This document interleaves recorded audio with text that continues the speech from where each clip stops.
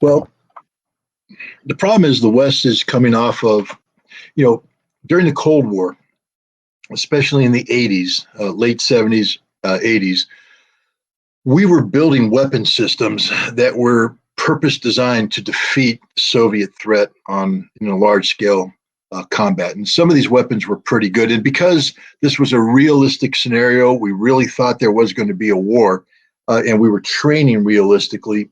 These weapons were put through their paces, and I think they were decent weapons. The Patriot missile is one of these weapon systems. It was snake fit from the beginning, though. One of the problems with the Patriot is that we were trying to adapt a technology that was linked to, I'm going to say Sky Guard, but basically the Nike Zeus missile defense system that we were going to protect America from ballistic missile attack.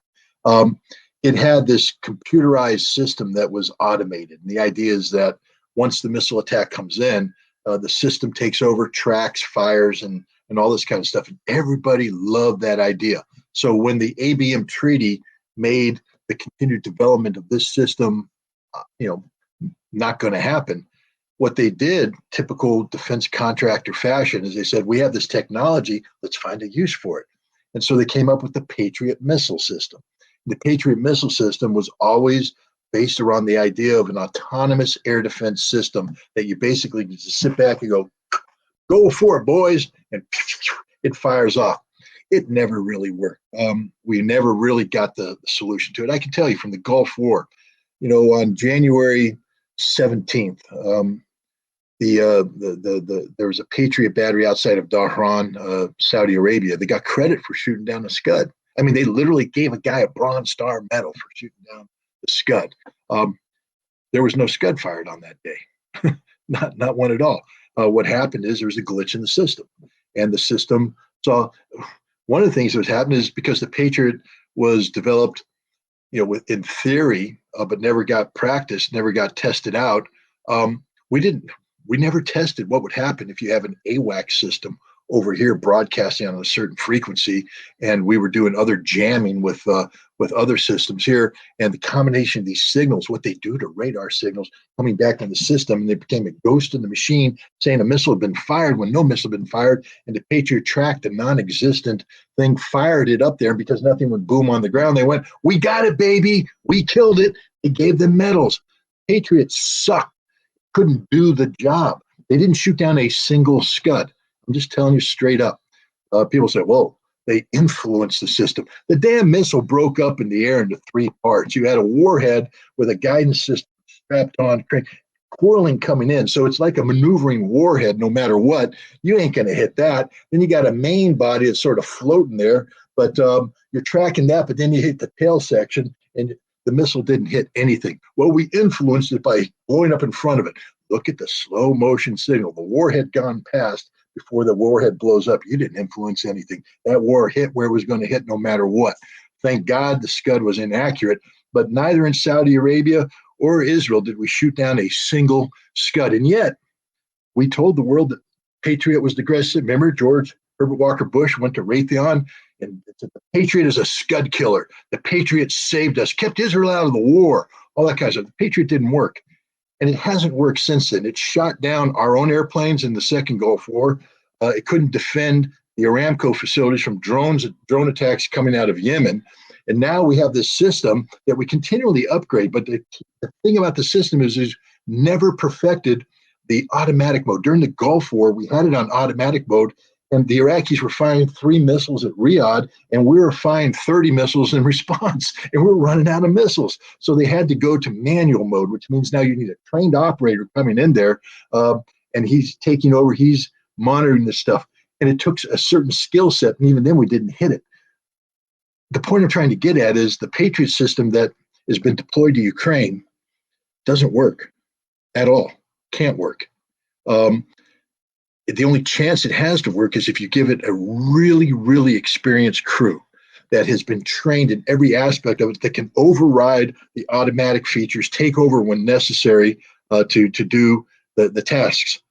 The Ukrainians ain't that crew. The Ukrainians got the basic sit down here, turn on here, turn on here, pop, pop, pop, and let it go automatic.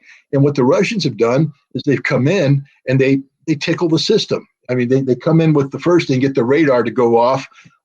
They come in with the second missile, it fires the third, and so suddenly, as the target comes in closer, the system goes into override and pickles everything. And you've seen the video as they come in. It fired like 30 missiles at one time.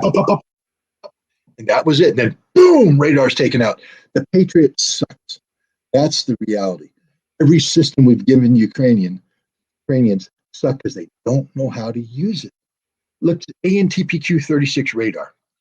Basically, it's a radar, guys, which means if it's on, it's emanating. And if it's emanating, it can be detected and taken out. So if you're going to employ the ANTPQ-36 radar in a counter battery mode, you need at least 3 of them. Why do I know this? Because I wrote the damn tactics for it back in the 80s when I got the Marine Corps to stop using ANTPQ-36 radars in a fixed position. And we had one moving, one silent, and then one performing. The one performing, we Q, turn off, silent one stand by. We had other things out there, silent one pick up, the other one's moving. You have to keep them moving on the battlefield or they die. Ukrainians, that takes a lot of training, by the way. We had to get the guys out of the Marine base down in Orange County, Camp Pendleton, Camp Pendleton, up to 29 Palms. Nobody wants to go to 29 Palms, but we had to get them to 29 Palms because that's where we're doing the large-scale maneuver, fire maneuver for artillery. Put them in the field all the time. When they first came out, they were so pissed off. It was like, we don't want to be here. By the end of the 3rd training evolution, about their 4th month in the desert, these guys are eating this stuff up because they're sitting there going, wow, this is how we stay alive. Because they were sort of depressed. They were like, we're going to turn it on. They're going to kill us. Now they're in there. They're doing stuff. They're moving. They're really good. Ukrainians aren't getting that training. They're not getting training on anything. So the weapon system we're giving them aren't that good. Let's look at the Challenger tank. There was an interesting exchange that took place in England just the other day. And I can't remember the actual, but basically it was just questions about numbers of tanks. And, I forget, someone said, so we have, 200 Challenger tanks. The guy said, well, we do, but we don't, you see, because we only have, I think it was 220. We only have 178 because the rest of them have been cannibalized. They're in storage and they've been cannibalized, and they're never going to be a tank ever again because we don't build them anymore. They were cannibalized, etc. Well, so we have 178.